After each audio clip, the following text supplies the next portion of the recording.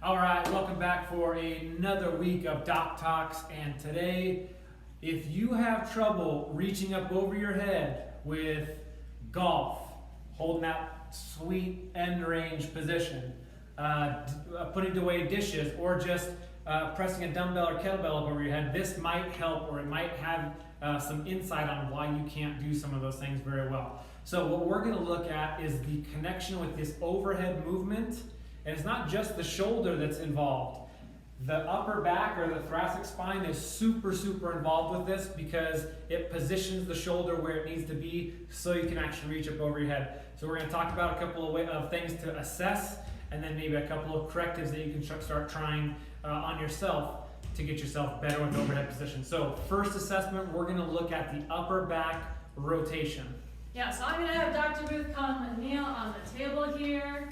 Great way just to actively see what the patient, a person, what you got, what you can give. So I'm going to have you place your right hand on the back of your neck/head, and then I want you to rotate looking up towards the ceiling as far as you can for me.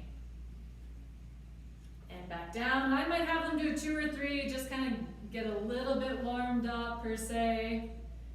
And let's do one more.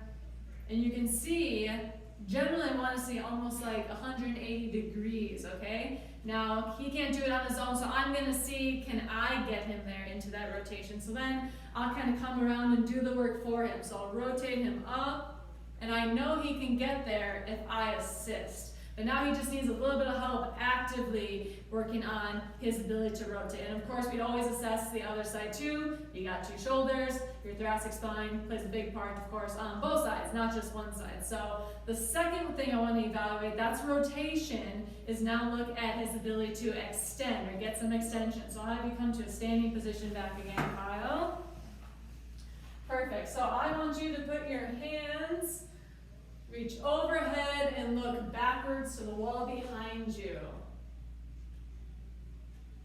So globally, I'm just kind of getting extension, seeing what he has in his back, and I say, come on back down. I see a few spots where I want to see a little bit more extension. But now, as we talked about the thoracic and shoulder blade connection, I want you to just bring your arms up like this towards your ears for me. And the big thing we look at here is he truly able to get his arm right next to his ear, or is it his back, his spine extending that gets him here? So now we have to differentiate, is it coming from shoulder problems, or is it coming from spine, or is it a combination of both? So I'm going to do that one more time, bring that arm up towards your ear. And you can see at the end a little bit, he does a little extension through his back to get his shoulder there.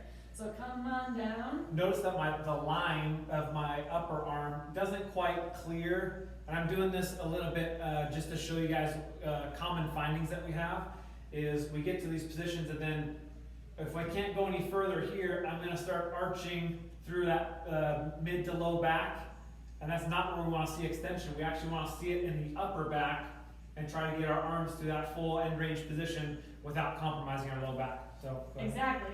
So some things that might be the inhibiting factors. First thing I like to say, get into a nice tall posture. Just get those shoulders back, get out of this slump position. So if we go into that slump position and try doing that, huge limitations right there. So first off, just think tall, get tall, and bam, we already have better movement, better motion in that spine and that shoulder, just by simply getting out of that slump position. So whether this is just kind of actively your body gets there, or you do a lot of computer work, and so shoulders get rolled forward and chest gets tight throughout the day, just good to start to think tall before going through that move. It should get you some more movement by itself already with that. The next thing is that, again, in the shoulders, that shoulder blade, it should be able to glide nicely along that rib cage. So if you're going through some moves here, let's have you go up into flexion here. We want to see that shoulder blade glide along the spine. So again, now looking at, hey, we need to work on the shoulder itself to get some more movement there. We need to make sure the shoulder blades are gliding nicely along the spine. And what might be inhibiting that again is some tension up here. If you're kind of holding your shoulders up a little bit, if you're slouched and rounded forward, you can see we get stuck like that. So again, kind of thinking tall, relaxed up here, and that'll help that gliding spine happen a little bit nicer, a little bit easier, again, to get that shoulder into a better position. So those are some really good assessments on how we incorporate the thoracic spine and the shoulder and shoulder blade. It's a big complex movement. Going up overhead is not an easy movement. And it does require skill and constantly working on it. If you lose it, or if you don't use it, you lose it. Pretty good concept here. So we're gonna look at two different variations on how to regain. One's gonna be for extension and one's gonna be rotation. Pretty easy movement. So Dr. Kelsey's gonna be on the wall. So her leg that's closest to the wall is forward. So it stops her hips from rotating. And then she's going to have a big range of motion with the arm. We're going to sweep all the way through, creating some good thoracic rotation. So again, leg closest to the wall, bump yourself kind of close to a wall, and then go through a big range of motion. Use your breath here. Inhale, exhale, and then coming back through.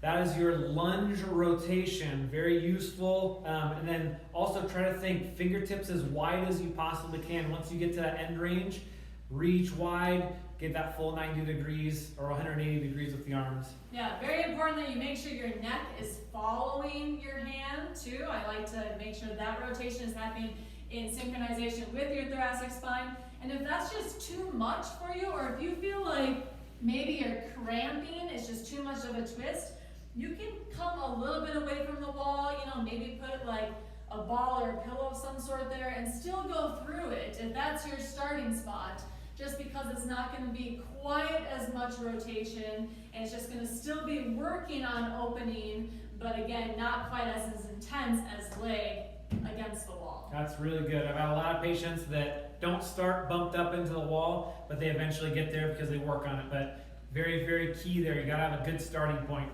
And then lastly, this is what's called the Cressy curl. Very good for getting some extension in the upper back. Love this one too. It's because it's very simple. You can use a desk, you can use a chair, you can use a bench, all sorts of things, but it has to be able to support your elbows.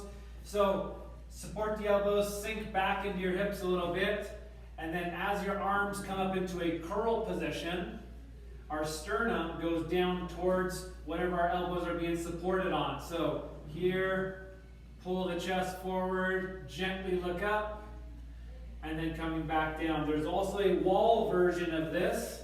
Dr. K is going to demonstrate. If you don't want to get down to the ground or you don't want to get onto your knees, this is a really good one, that her hips and her low back do not go really arched. Her sternum goes towards the wall just like we were doing here. And if she even wants to, she can add that curling with the arms. She can kind of go back to accentuate some of that stress into the upper back, trying to really make that stuff work. So again, if you're having trouble reaching up overhead, if you feel like you're constantly getting like shoulder aches from that, it might not be the shoulder. It might actually work fairly well. We're just not giving it a good base of support. Check the spine. We always look other places for dysfunction because our shoulder might be doing really good work, but it's not getting the help from its surrounding areas. If you need help with that, give us a call, 702-558-2151. We'll get you assessed and we'll get you a plan on how to make this a thing of the past. That'll be really easy for you. We'll see you guys.